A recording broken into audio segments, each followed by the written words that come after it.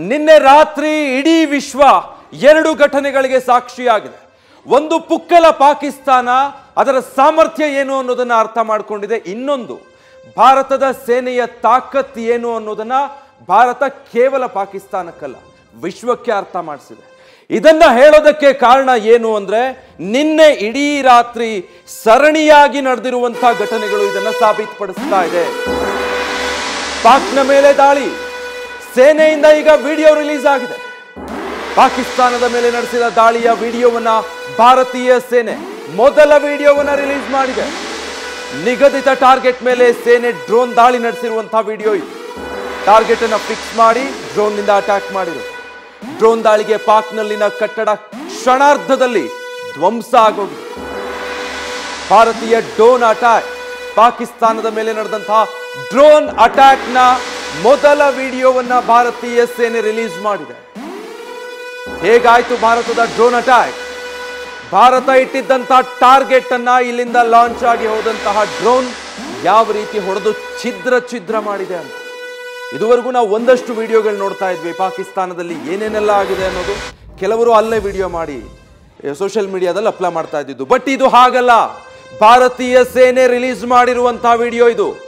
Screen ಮೇಲೆ ನೀವು ಗಮನಿಸ್ತಾ ಇರೋದು ಟಾರ್ಗೆಟ್ ಫಿಕ್ಸ್ ಆಗಿರೋದನ್ನ ಅಲ್ಲಿ ಗಮನಿಸಬಹುದು.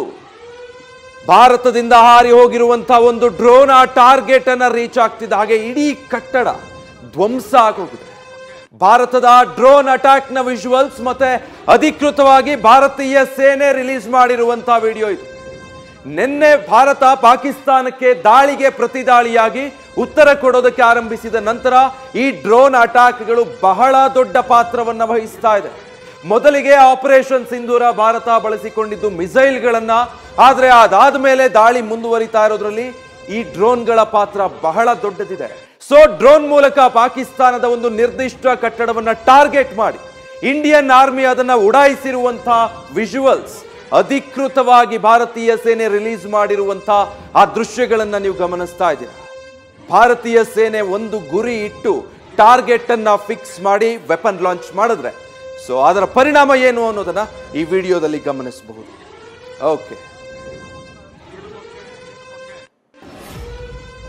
ಸೊ ನೀವು ಈ ವಾಲ್ ನಲ್ಲಿ ಗಮನಿಸಬಹುದು ಇಂಡಿಯನ್ ಆರ್ಮಿ ರಿಲೀಸ್ ಮಾಡಿರುವಂತಹ ವಿಡಿಯೋ. ಇದರಲ್ಲಿ ಭಾರತೀಯ ಸೇನೆ ಟಾರ್ಗೆಟ್ ಮಾಡಿದ್ದು ಪಾಕಿಸ್ತಾನದ ಆ ಕಟ್ಟಡವನ್ನು. ಡ್ರೋನ್ ದಾಳಿ ನಡೆಸಿದೆ ಭಾರತ ಪಾಕಿಸ್ತಾನದ ಈ ಕಟ್ಟಡದ ಮೇಲೆ. ಸೊ ನೀವಲ್ಲಿ ಟಾರ್ಗೆಟ್ ಫಿಕ್ಸ್ ಮಾಡಿರೋದನ್ನ ಏಮ್ ಮಾಡಿರೋದನ್ನ ಗಮನಿಸಬಹುದು.